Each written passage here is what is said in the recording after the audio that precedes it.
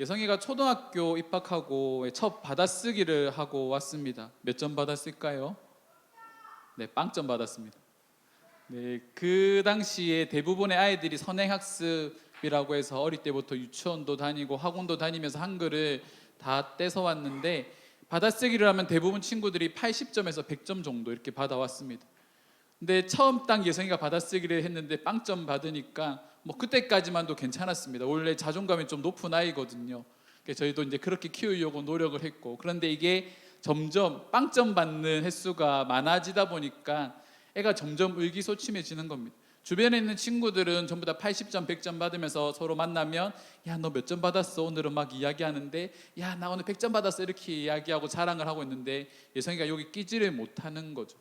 그래서 이제 자존감이 높은 애가 학교를 다니는 시간이 점점 많아질수록 늘어날수록 의기소침해지는 모습들을 봤습니다. 그래서 저희가 이제 결단한 게 원래 계획대로 대안학교를 보내기로 결심했던 것을 이제 1학년에 마치고 이렇게 대안학교로 보내게 되었습니다. 유아기에 해당하는 2살에서 6살 사이의 아이들의 대부분의 정체성이 이렇게 성립이 됩니다. 어제 제가 예전에 사역했던 위기청소년 아이들이 모여있는 그룹홈에서 드리는 연합 모임에 이렇게 설교를 하러 갔는데, 거기서 돌보시는 분들도 그런 말씀을 하시더라고요. 이 아이들이 유아기 시절, 우리가 말하는 2살에서 6살 사이에 가정에서 사랑받고 자랐으면 이 아이들이 일탈을 하거나 잘못된 탈선의 길로 이렇게 들어가지 않았을 건데, 그 시기에 사랑을 못 받았던 것이 중학교, 고등학교가 되면서 이렇게 터져 나오기 시작을 하는 거죠. 어제 만났던 아이들 중에 제일 어린 아이가 초등학교 5학년입니다. 5학년 아이도 이렇게 이제 사고를 쳐서 이렇게 그룹홈, 어리니까 소년원에 들어가기는 조금 애매하고 쟤들이, 그리고 이제 그렇다고 해서 집에 보내기에는 또 탈선의 위험이 있으니까 이 아이들을 돌보는, 가정에서 돌보는 그룹홈이라는 게 있습니다. 그 아이들을 돌보는 그 그룹홈에 있는 분들이 그 아이들을 데리고 함께 모이는 모임이었거든요. 근데 그분들이 공통적으로 하시는 말씀이 이 아이들이 어릴 때부터 사랑을 못 받아서 그렇다라고 말씀을 하시는 거죠. 이거는 어린아이들 뿐만이 아니라 어른들도 마찬가지입니다. 남자인 저도 누군가로부터 인정받을 때 어깨가 으쓱 되지 않습니까? 남자들은 나이가 들어도 누군가로부터 인정받을 때, 인정받는 말들을 들을 때 자신의 정체성을 발견하고 기분이 좋아집니다. 그래서 인정해주는 말들을 많이 해주시면 됩니다. 못해도 밥 안 남기고 다 먹었는데 이 정도만 해줘도 뭐 좀 괜찮지 않겠습니까? 그 정도도 해주시면 좋을 것 같습니다. 그래서 이 2살에서 6살 사이에는 이 자연에서 키우는 게 중요하다고 합니다. 왜냐하면 도심 속에서 자라면 애들이 고층 빌딩만 보면서 항상 고개를 들고 위를 쳐다보는 그런 삶들이 많은데, 이 자연에다가 아이들을 풀어놓으면 아이들이 항상 고개를 숙이고 다니는 거죠. 왜? 발 밑에 있는 풀들도 보고 벌레들도 보면서 풀도 받고 벌레도 밟아 죽이는 것을 통해서 내가 되게 가치 있는 존재구나, 힘이 센 존재구나 하면서 자존감이 많이 올라간다고 합니다. 그래서 어릴 때일수록 자연에서 풀어놓는 게 중요합니다. 그 인정투쟁이라는 용어가 있습니다. 사람은 타인으로부터 인정받을 때 어느 정도 정체성이 이렇게 성립하게 되는데, 그런데 인정받으려고 하는 욕구가 지나치면 인정받을 때에만 정체성이 이렇게 성립이 되는 거죠. 그래서 우리 주변에 보면 누군가로부터 인정을 되게 갈구하는 사람들이 있지 않습니까? 그게 대표적으로 나타나는 게 SNS입니다. SNS에 보면 사람들이 전부 다 행복해 보이잖아요. 안 좋은 일들 이렇게 올리는 분들보다는 내가 행복했던 기억들, 여행 갔던 기억들, 맛있는 거 먹었던 내용들, 온통 그런 것들만 올립니다. 그런데 정작 그 사람들을 실제적으로 만나보면 삶이 그렇게 행복하지 않은 거죠. 최근에 SNS와 이제 셀럽들과 관련해서 나온 드라마들이 있습니다. 저는 보지는 않았지만 행복 배틀이라는 드라마가 있습니다. 이 셀럽인 이 여자들이요, 서로 누가 더 행복한가를 놓고 서로 경쟁을 하는 그런 내용입니다. 또 다른 드라마는 셀러브리티라는 드라마도 있는데, 이 드라마도 한 셀럽에 대한 이야기를 다루고 있는 드라마입니다.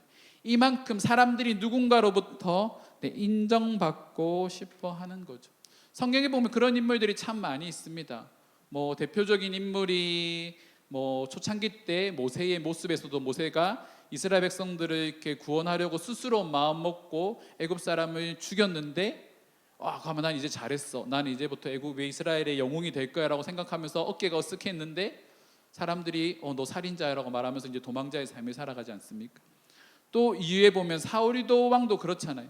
처음에는 되게 겸손하고 자신을 드러내기를 두려워했던 사람인데 왕이 된 이후부터 계속 인정받고 싶은 욕구가 점점 커져갑니다. 다윗이 골리앗을 죽였을 때 사람들이 사울은 천천히요 다윗은 만만이다라고 말을 하니까 사울이 어떡합니까? 다윗을 질투하고 내가 다윗보다 못한 존재라고 생각을 하면서 인정받지 못하는 것으로 인해서 다윗을 죽이려고 하지 않습니까? 이처럼 가거나 지금이나 사람들은 누군가로부터 인정받고 싶어하는 거죠. 오늘 본문 말씀에 나오는 사울도 이런 인정 욕구가 강한 인물입니다. 사울이 본격적으로 등장을 하는 게 사도행전 7장부터입니다.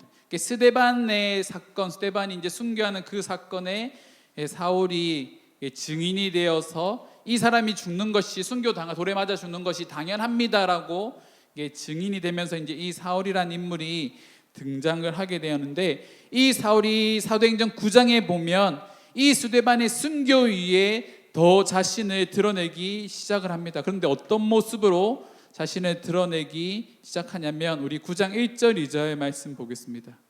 말씀에 보면 사울이 주의 제자들에게 대하여 여전히 위협과 살기가 등등하여 대제사장에게 가서 다메섹 여러 해당에 가져갈 공문을 청하니 이는 만일 그 도를 따르는 사람을 만나면 남녀를 막론하고 결박하여 예루살렘으로 잡아오려 함이라. 사울이요 주의 제자들을 잡는데 살기와 위협이 등등하다라고 말을 하고 있습니다. 가득하다라는 거죠. 근데 심지어 누구가 말하지도 않았는데 대제사장에게 가서 내가 다메섹으로 갈 테니 이 다메섹에서 이제 있는 그리스도인들, 예수 믿는 사람들을 내가 결박할 수 있도록 허락해 주십시오라고 사울이 말을 하고 있는 겁니다. 그 당시에 이 예루살렘에서 다메섹까지의 거리가 대략 240km 정도 됩니다. 240km나 되는 정도의 거리를 예수 믿는 사람들을 잡으러 간다. 여러분들 그 정도 열심히 있는가요?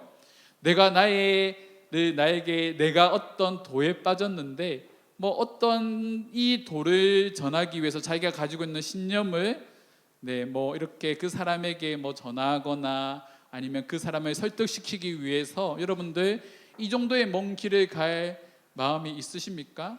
근데 이런 것들은요 돈을 떼지 않는 이상 그렇게 가지 않는 것 같습니다.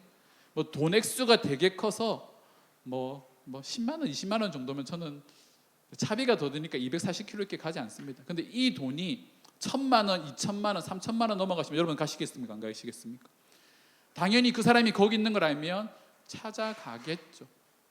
지금은 기차가 있고 승용차가 있고 탈 것들이 많으니까 빨리 갈 수 있는데 이 당시 240km 말을 타고 가더라도 되게 먼 거리입니다. 그런데 그 길을 사울이 한 가지 목적을 가지고 가는 겁니다. 예수 믿는 사람들 잡아서 핍박하려고 그 길을 가는 거죠.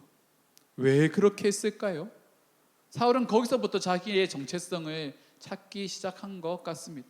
사울은 사실은 이런 학문적으로만 보더라도 그리고 집안만 보더라도 부족한 것이 없는 사람입니다. 심지어 로마 시민권자잖아요.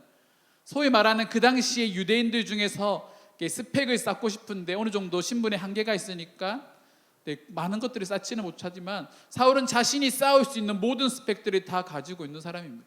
이것만 가지고 있어도 충분한데 또 종교적 열심까지 있습니다. 이런 사람, 신념이 확실한 사람, 많이 배운 사람이 변화된다, 이런 게 쉬울까요? 그런 말 있잖아요. 사람은 고쳐 쓰는 거 아니라고. 저도 아이들을 만나면서 그런 거 참 많이 느낍니다. 변할 것 같은데 거의 변화의 시점까지 온 것 같은데 잘 안 변합니다. 성인이 돼서도 잘 안 변합니다.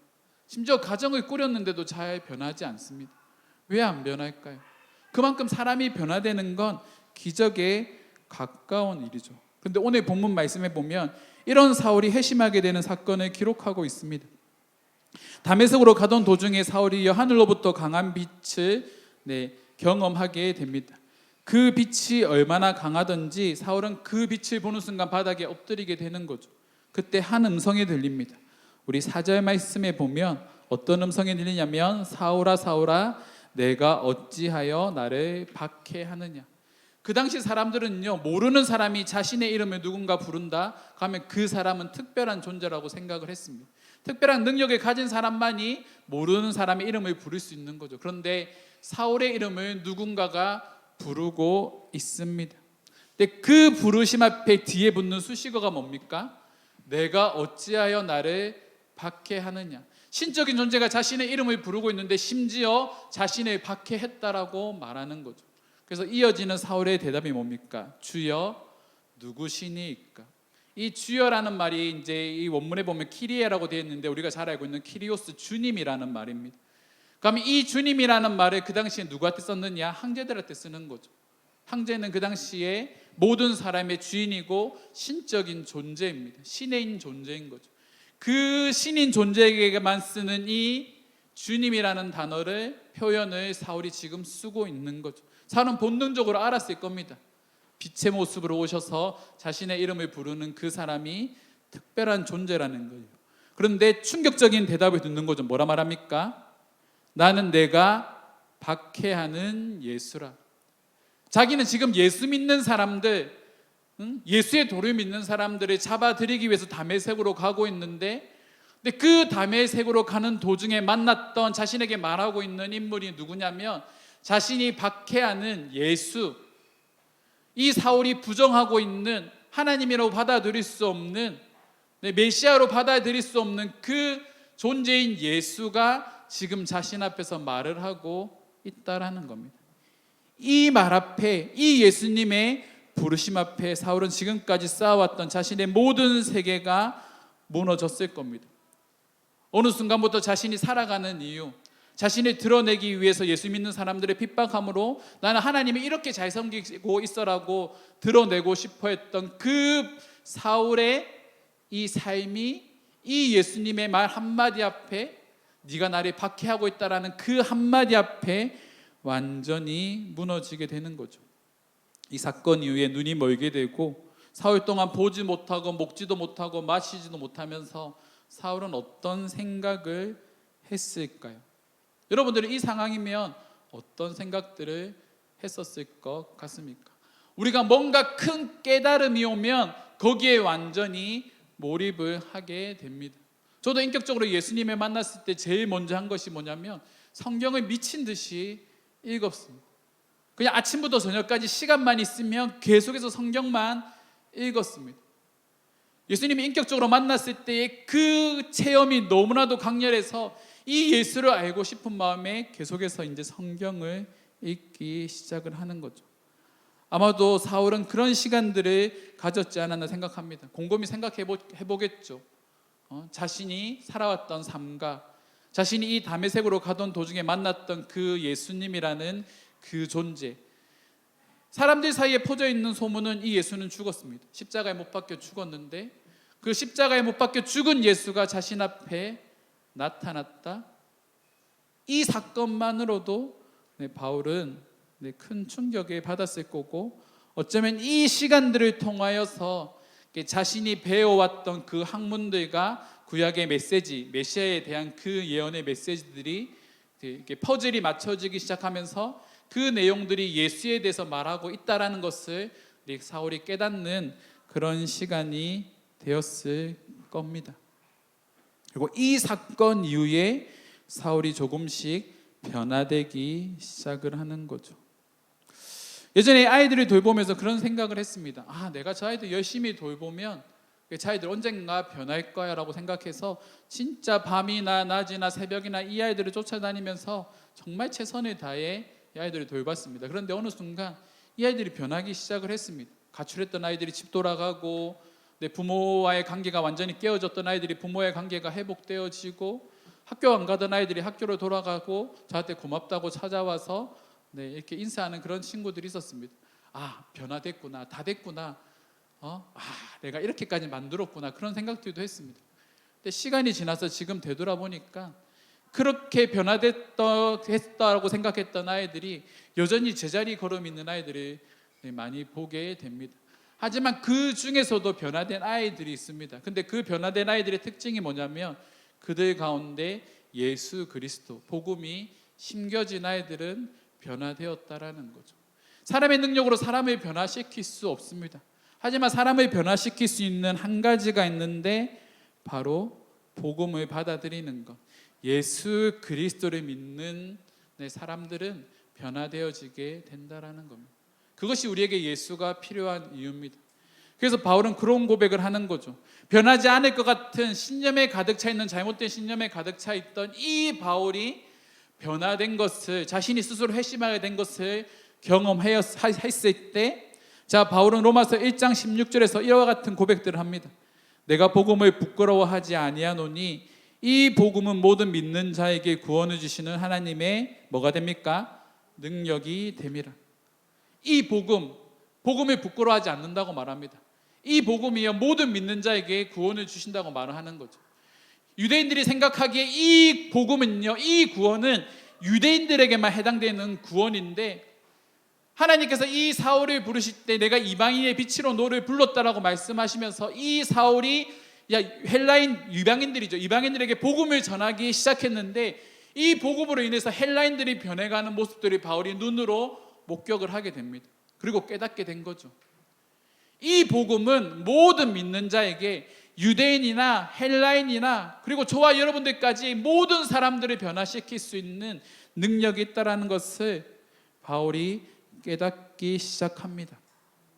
그리고 이것을 깨닫게 되었을 때 사울의 삶은 이후에 전도자 바울로 삶을 살아가기 시작하는 거죠. 이것이 바로 복음의 능력입니다. 우리가 가지고 있는 이 복음의 능력, 여러분 이 복음의 능력을 믿으십니까? 그리고 여러분들은 이 복음을 가지고 있는 자들입니다. 그리고 이 복음을 소유한 자들이 바로 누구냐면 바로 저와 여러분들과 같은 그리스도인이라는 거죠. 스데반의 일로 환란이 이제 일어나고 박해가 일어나고 흩어진 제자들이 이 헬라인들에게 이제 복음을 전하기 시작을 합니다. 그리고 그런 가운데 11장에 보면 이 안독이라는 지역에서 이제 예수 믿는 사람들이 복음을 막 전하기 시작하는데 그곳에서 수많은 사람들이 회심하는 역사가 일어나는 거죠. 그 회심이 얼마나 강렬했던지 예루살렘에 있는 지도자들, 종교 지도자들에게 뭐 베드로나 그 당시에 리더급에 해당하는 사람들에게 이 소식이 들리기 시작을 합니다. 그래서 이 예루살렘에서 두 사람을 파송합니다. 바나바와 사울을 안디옥 교회로 파송하는 거죠. 그곳에서 이게 바나바와 사울은요 1년 동안 안디옥 교회 성도들을 가르치기 시작을 했고 한 명, 두 명 그 안에서 회심이 일어나고 변화가 일어나면서 그 안디옥 교회 성도들이 점점 그리스도의 제자로 세워지게 됩니다. 그 제 개인적으로 가장 충격적인 사건이라고 생각되어지는 일이 이 안디옥 교회 가운데 일어나는데 사도행전 11장 26절 말씀에 기록되어 있습니다. 우리 함께 읽겠습니다. 제자들이 안디옥에서 그리스도인이라 일컬음을 받게 되었더라. 제자들이 안디옥에서 뭐라고 일컬음을 받습니까? 그리스도인이라고 일컬음을 받는 거죠. 생각해 보십시오. 유대인에게서 그리스도인이라는 호칭이 나온 것이 아니라 이방인에게서 그리스도인이라는 호칭이 나왔다라는 겁니다. 선민이라고 생각하고 스스로 선택받은 자라고 생각했던 이 유대인들에게서 이 호칭이 주변 사람들로부터 들린 것이 아니라 이방인이었던 이방 사람들이 세웠던 안디옥 교회에서 그리스도인이라는 이 호칭이 먼저 사용되었다라는 거죠. 심지어 이 호칭은 외부에서 들려온 호칭입니다. 저 사람들 보니까 예수 믿었네, 예수 믿고 있는데 그들의 삶이 예수님과 닮아 있네, 이런 호칭들이 계속 이렇게 들리기 시작을 하는 거죠. 이 당시에 그리스도인들이 얼마나 많이 인정을 받았던지 그들이 믿는 예수 그리스도에 대해서는 이 많은 사람들이 부정을 하지만 이들이 살아내는 삶에 대해서는요 주변 사람들이 이방인들이 칭찬을 하기 시작하는 겁니다. 우리 사도행전 2장에 등장하는 초대교회의 모습이 이방인들 사이에서도 나타나기 시작을 하는 거죠. 가난한 자를 구제하고 그리고 신분 이 모든 것들이 이 교회 안에서는 전부 다 완전히 평등한 관계로 바뀌게 되고 아무도 돌보지 않는 사람들을 돌보는 그 모습들이 이 교회 가운데 나타나기 시작을 하니까 사람들이 저 사람들 그리스도인이네, 그리스도처럼 살아가고 있구나라는 그런 이야기들이 들리기 시작하는 겁니다. 그들이 복음을 받아들이고 복음대로 살아내기 위해서, 특별히 이방인이었기 때문에 이방 문화에 익숙한 이 사람들이 이 예수를 믿는 도 가운데, 말씀 가운데 살아내는 것이 얼마나 많이 어려웠겠습니까? 하지만 그들은 말씀을 배우는 가운데서 그렇게 살아낼 수 있는 사람으로 점차 변화되어졌습니다. 그리고 심지어 그들의 믿음이 인정받기 시작했다라는 거죠. 저처럼 모태신앙으로 자라서 교회에서 편하게 신앙생활했던 사람들은 1세대 신앙생활을 하셨던 분들의 고충을 다 이해할 수 없습니다. 그런데 놀라운 것은 처음으로 신앙생활을 시작했던 그 신앙의 1세대 분들이 이 신앙생활 하는 가운데 가족을 전도하는 모습들을 참 많이 봐왔습니다. 가족 전도하기 정말 어렵잖아요. 저도 저희 지금 사촌 동생 이렇게 전도하려고 진짜 노력을 많이 하고 있거든요. 교회 잠깐 나왔다가 안 나왔다가 또 전도하고 있으면 나온댔다가 안, 이게 지금 몇 년째 계속 반복되고 있습니다. 이처럼 가족을 전도하는 것이 힘든데 그 가정을 복음으로 복음화시킨다? 이게 너무 놀라운 거죠. 어떻게 이런 일들이 가능할까요? 그들이 경험했던 이 복음의 능력 때문입니다. 이 복음의 능력 때문에 자신이 예수를 만났을 때의 그 구원의 감격과 기쁨이 너무나도 커서, 지난주에 말씀드린 것처럼 하나님의 사랑이 내 안에 너무 커서 흘러 넘치다 보니까 이 가족의 모든 모난 부분들과, 그리고 내가 좋게 여기지 않는 좀 어떻게 보면 꼴보기 싫은 그런 모습들까지도 다 포용하면서 그분들을 위해 기도하고 그분들에게 더 많이 손을 내밀고 따뜻한 말로 격려하는 그런 말들을 계속하지 않았을까요? 야, 나 예수 믿을 거야, 나 그냥 가만 놔둬, 나는 이제 아빠 엄마랑 남이야, 이렇게 말하면 변화가 일어났겠습니까? 이단들이 그렇잖아요. 나 신천지 믿는데 나는 내가 믿는 것 때문에 나는 이것을 붙잡아야 되고 이것이 진리라고 믿기 때문에 부모와 관계가 틀어지고 부모를 속이고 심지어 자신의 재산도, 심지어는 부모의 재산도 이렇게 탕감해서 갖다 바치는 그런 형태가 일어나는데, 어느 부모가 그런 모습을 보고 야, 네가 믿는 그 신천지 이단의 도가 진리구나, 진실이구나 생각하면서 그렇게 이단에 미혹되어 가겠습니까? 그렇지 않다라는 거죠. 이단도 그런데 진짜 복음을 믿는 저와 여러분들이 우리가 만나게 되는, 관계하고 있는 모든 사람과의 관계에서 그런 배타적인 모습을 드러낸다 가면 누군가 나를 통해서 변화되는 건 기대하기 어려울 것 같습니다. 그래서 우리 가운데 복음의 능력이 더 필요한 겁니다. 우리 가운데 하나님의 말씀이 더 필요한 거죠. 하나님의 말씀이 끊임없이 나를 재단하고 나를 그리스도인으로 변화시켜 나갈 때 그런 나를 통해서 변화가 일어나게 되는 겁니다. 간혹 주변에 보면 되게 믿음이 좋아 보이는 사람들이 있습니다. TV에도 나오고 간증으로 프로그램에도 이렇게 나오고 책도 쓰고 막 그렇게 인기 있는 많은 분들도 있습니다. 하지만 그런 분들이 살아가는 삶과 저와 여러분들이 살아가는 삶이 과연 하나님 앞에서 다를까요? 저 사람은 저렇게 살아내니까 더 하나님께 사랑받는 자구나. 그렇진 않을 겁니다. 하나님은 모든 사람들을 평등하게 사랑하시는 그런 분이십니다. 제가 예전에 좋아했던 미스터 선샤인이라는 드라마가 있습니다. 이 드라마의 독립운동을 하다가 이름 없이 죽어간 수많은 사람들에 대한 이야기들을 하고 있는데, 이 드라마 중에 제가 가장 인상 깊게 마음속에 남았던 드라마 대사가 있습니다. 그 말이 뭐냐면, 이 독립운동을 하는 사람들에서 이렇게 말합니다. 그들은 그저 아무개다. 그 아무개 모두의 이름은 의병이다. 이름도 얼굴도 없이 살겠지만 다행히 조선이 훗날까지 살아남아 유구히 흐른다면 역사의 그 이름 한 줄이면 된다. 이런 말이 있습니다. 그들의 이름은 아무개입니다. 이 말이 뭘까요? 이름을 모른다라는 겁니다. 이름조차 알려지지 않은 사람들이라는 겁니다. 근데 그들에게는 정체성이 있죠. 무슨 정체성이 있습니까? 의병. 나라의 독립을 위해서 싸우고 있다라는 의병이라는 것들만을 가지고 자기들은 그 사람들조차도 자신의 이름을 밝히지 않습니다. 그리고 한 가지 목표를 향해 나아가는 거죠. 자, 조선이 독립하는 겁니다. 일본으로부터 독립하는 겁니다. 그리고 훗날 그들의 이름이 기억되겠죠. 누군가에 의해서. 저와 여러분들의 이름이 누군가에게 기억되어지는 이름이 되었으면 좋겠습니다.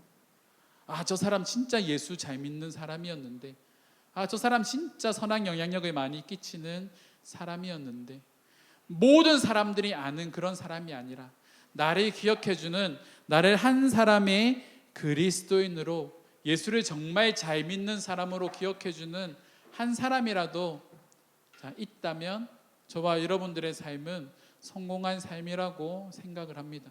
성공한 신앙생활을 하는 거죠. 예전에 한 기자분이 저에게 그런 말을 했습니다.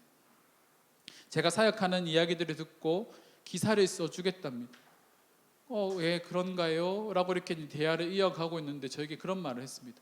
목사님의 눈에는 성공하고 싶은 욕망이 가득 차 있는 것 같습니다. 자, 목사님도 옛날 분이긴 한데 김문은 목사님처럼, 장경동 목사님처럼 될 수 있습니다라고 저에게 말을 하더라고. 제 눈에 욕망이 보이십니까? 성공하고 싶은 욕망이. 아마 성공하고 싶은 욕망이 있었다고 한다면 아마 이음교회를 개척하지 않았을 것 같습니다.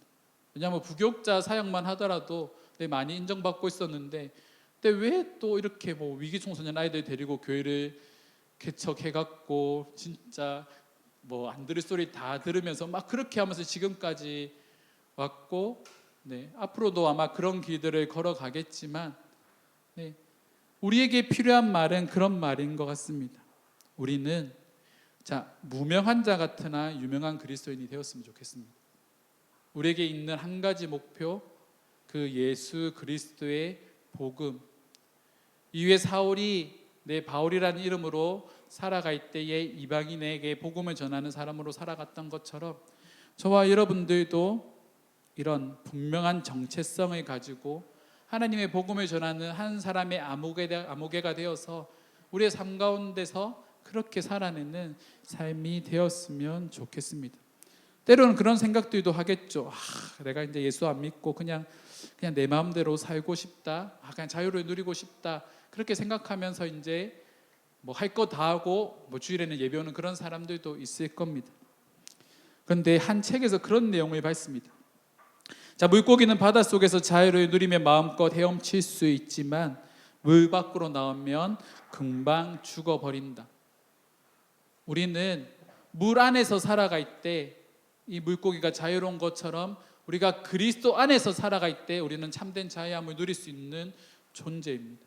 우리가 믿음 안에서 살아갈 때, 그리스도인답게 살아갈 때 우리는 참된 자유를 누리는 자들입니다.